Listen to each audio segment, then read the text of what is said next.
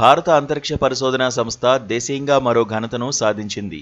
శ్రీహరికోటలోని Satish Dhawan space centre నుంచి అత్యంత శక్తివంతమైన రాకెట్ ద్వారా ఒక బరువైన ఉపగ్రహాన్ని విజయవంతంగా ప్రయోగించింది.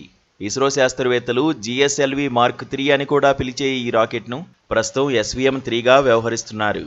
దీనికి ముద్దుగా బాహుబలి అనే పేరుంది. ఈ రాకెట్ ద్వారా 4410 కిలోల బరువున్న కమ్యూనికేషన్ ఉపగ్రహాన్ని భూస్థిర బదిలీ కక్షలోకి ప్రవేశపెట్టారు. పూర్తిగా స్వదేశీ గడ్డపై నుంచి ప్రయోగిస్తున్న ఉపగ్రహాల్లో ఇదే అత్యధిక బరువు కలిగినది.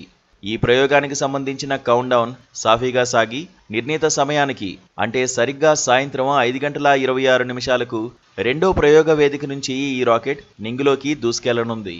CMS-03 అనేది ఒక మల్టీ బ్యాండ్ కమ్యూనికేషన్ ఉపగ్రహం. ఇది భారత భూభాగంతో పాటు విస్తృత సముద్ర ప్రాంతాలకు కమ్యూనికేషన్ సేవలను అందిస్తుంది. అయితే దీన్ని సైనిక నిఘా అవసరాలకు కూడా ఉపయోగించవచ్చనే అంచనాలు ఉన్నాయి. అయినప్పటికీ ఇస్రో ఈ విషయంపై అధికారికంగా ఎటువంటి ప్రకటన చేయలేదు. 4000 కిలోల కంటే ఎక్కువ బరువున్న ఉపగ్రహాలను సైతం మోసుకెళ్లే సామర్థ్యం ఉన్న LVM-3 రాకెట్తో ఇస్రో అంతరిక్ష ప్రయోగాల్లో పూర్తి స్వయం ప్రతిష్టతను సాధించింది.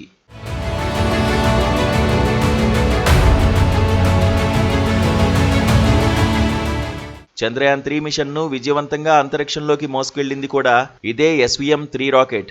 అంతకుముందు 2018లో 5854 కిలోల బరువున్న GSAT-11 ఉపగ్రహాన్ని ఇస్రో ప్రయోగించినప్పటికీ దానిని ఫ్రెంచ్ గయానా నుంచి విదేశీ రాకెట్ ద్వారా ప్రయోగించారు.